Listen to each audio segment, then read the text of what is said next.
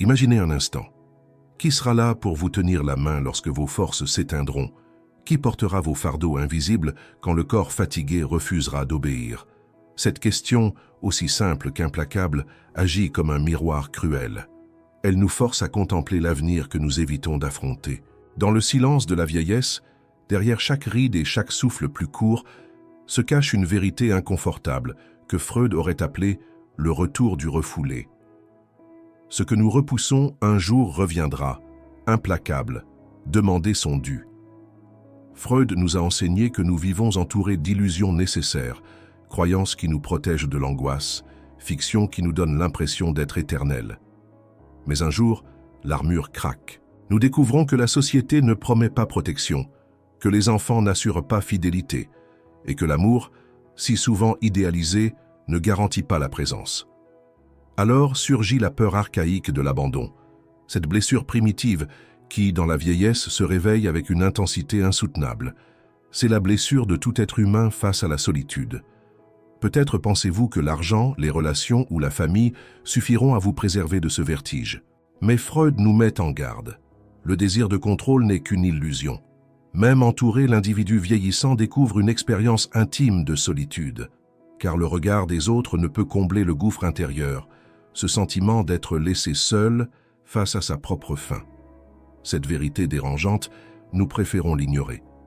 Pourtant, elle est là, comme une ombre persistante, toujours à l'horizon. Alors, qui prendra réellement soin de vous? La société, souvent préoccupée par la productivité, détourne son regard. Les proches, eux, peuvent s'éloigner, absorbés par leurs propres existences.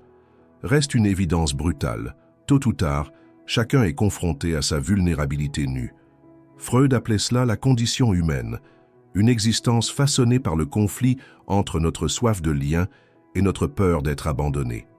Cette contradiction, jamais résolue, devient éclatante lorsque l'âge avance. C'est ici que réside la véritable provocation de cette réflexion.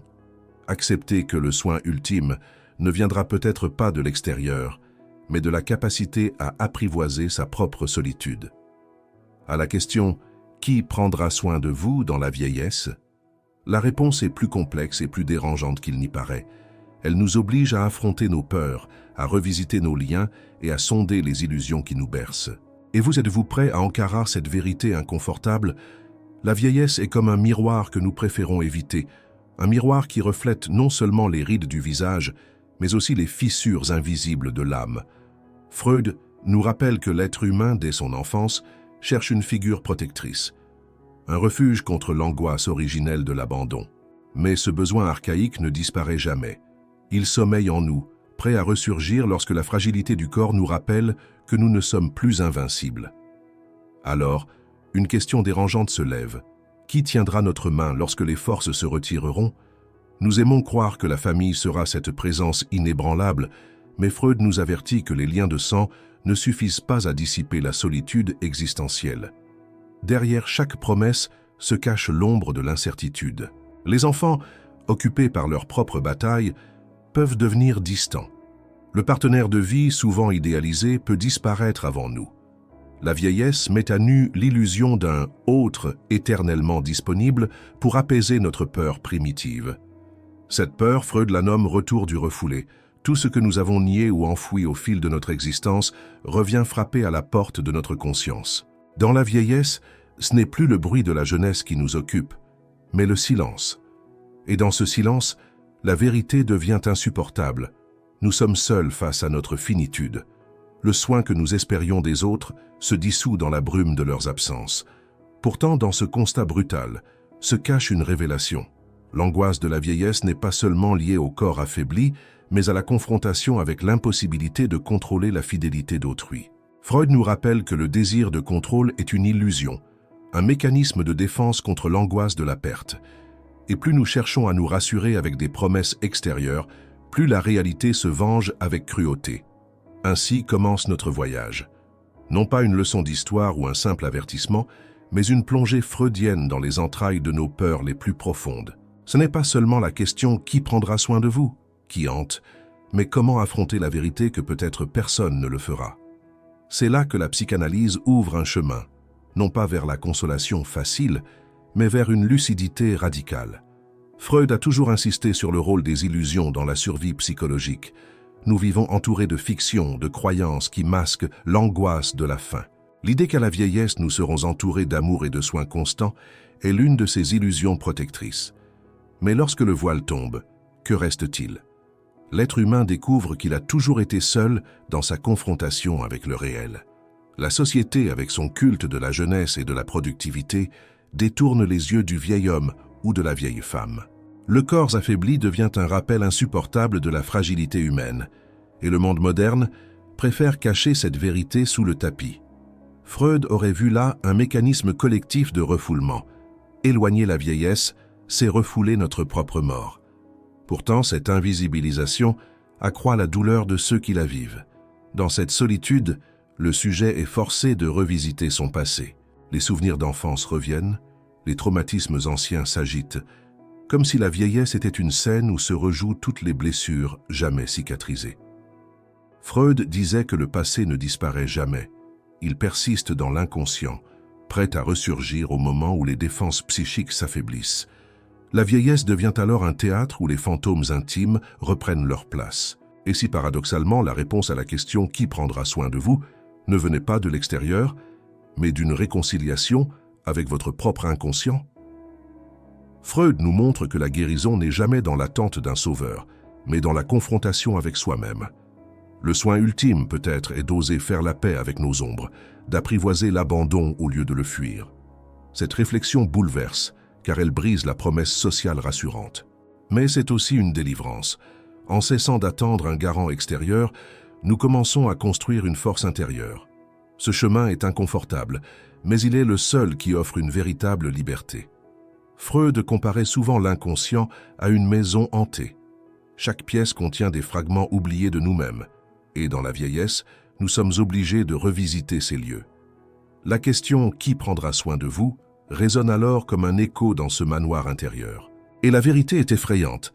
Si nous n'apprenons pas à habiter notre propre maison, aucun autre ne pourra le faire à notre place.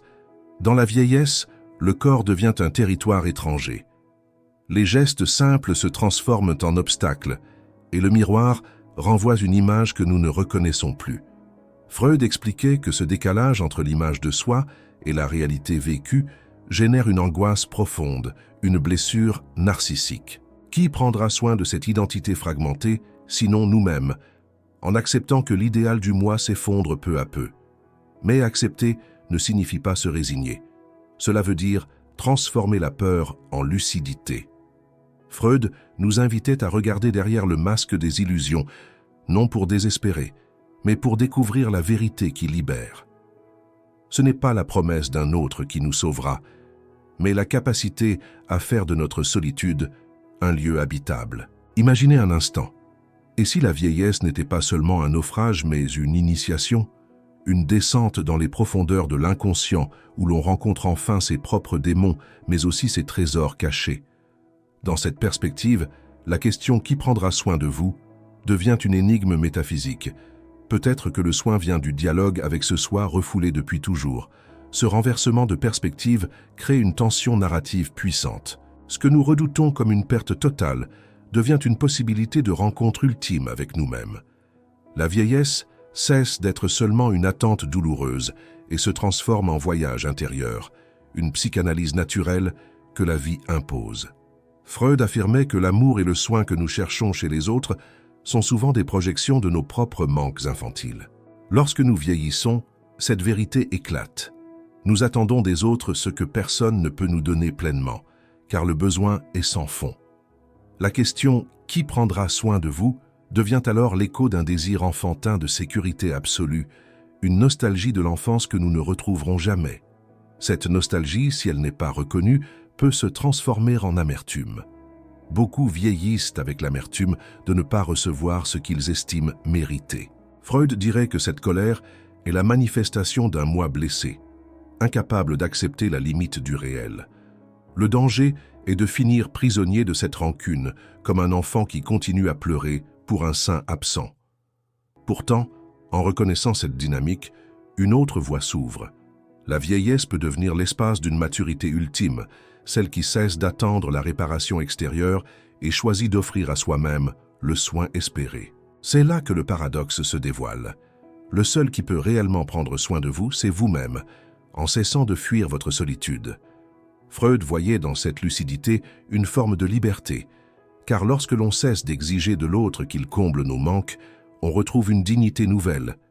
Le vieillard ou la vieille femme qui assume son absence de garant extérieur devient un être radicalement libre, capable de transformer la solitude en force. La douleur ne disparaît pas, mais elle cesse d'être un gouffre. Elle devient une compagne. Et cette transformation change tout. La vieillesse n'est plus seulement le lieu de l'abandon, mais celui d'une réconciliation intérieure. Il reste une dernière illusion à déconstruire, celle de croire que le soin extérieur est une garantie contre la peur de mourir. Freud nous montre que la peur de la mort est indomptable, car elle touche le noyau même de l'inconscient. Aucun proche, aucun médecin, aucun enfant attentionné ne peut abolir cette angoisse fondamentale. Le soin extérieur soulage le corps, mais il ne sauve pas l'âme. C'est pourquoi la question « qui prendra soin de vous ?» prend une dimension plus radicale. Elle ne concerne pas seulement l'aide pratique ou matérielle, mais le soin de l'esprit face au vertige de la faim. Là, aucun autre ne peut entrer. Chacun de nous doit traverser seul cette frontière, accompagné seulement par la force ou la faiblesse de son propre rapport à soi. Freud appelait cela la confrontation avec le réel, l'expérience où les illusions tombent et où il ne reste que la vérité nue. Cette vérité est inconfortable, parfois insoutenable, mais elle est aussi libératrice. Car dans cette nudité, nous découvrons enfin que nous n'avons jamais eu d'autre refuge que nous-mêmes. La vieillesse, alors, cesse d'être une attente passive du soin extérieur. Elle devient un exercice spirituel au sens psychanalytique, une discipline de lucidité, une façon d'apprivoiser l'angoisse plutôt que de la fuir. Et c'est peut-être là le soin ultime, non pas être pris en charge, mais apprendre à porter sa propre vérité. Ce chemin est exigeant, il ne flatte aucune illusion, mais il offre une récompense secrète, la possibilité de vieillir non pas comme une victime abandonnée, mais comme un être conscient qui transforme la solitude en ultime conquête de liberté. Au moment de refermer ce voyage, il reste une évidence que l'on ne peut plus fuir. La vieillesse n'est pas seulement un fardeau, elle est une révélation. Freud nous l'a murmuré à travers ses enseignements.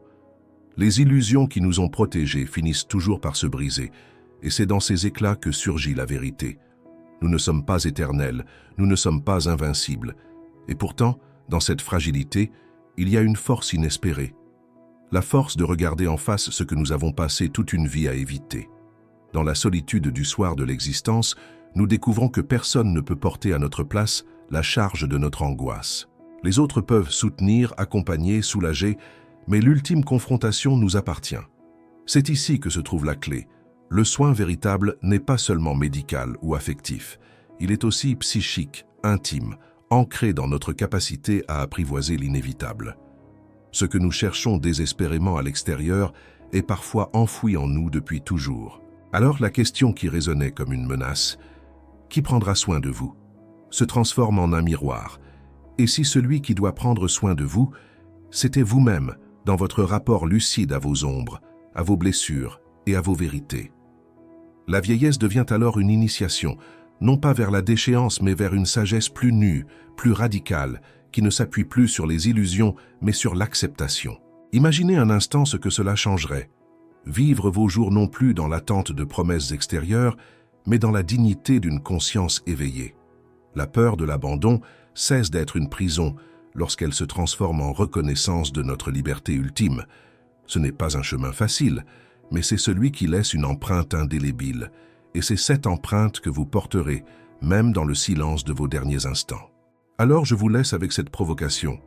Peut-être que la véritable question n'est pas « qui prendra soin de vous dans la vieillesse ?» mais « comment choisirez-vous de prendre soin de vous dès aujourd'hui ?» Si cette réflexion a touché quelque chose en vous, ne la gardez pas pour vous seul. Partagez-la, commentez ce qu'elle a réveillé dans votre cœur, abonnez-vous pour continuer à marcher sur ce chemin de lucidité. Car chaque geste, chaque mot, chaque partage est une manière de construire ensemble un espace où la vérité ne fait plus peur, mais libère.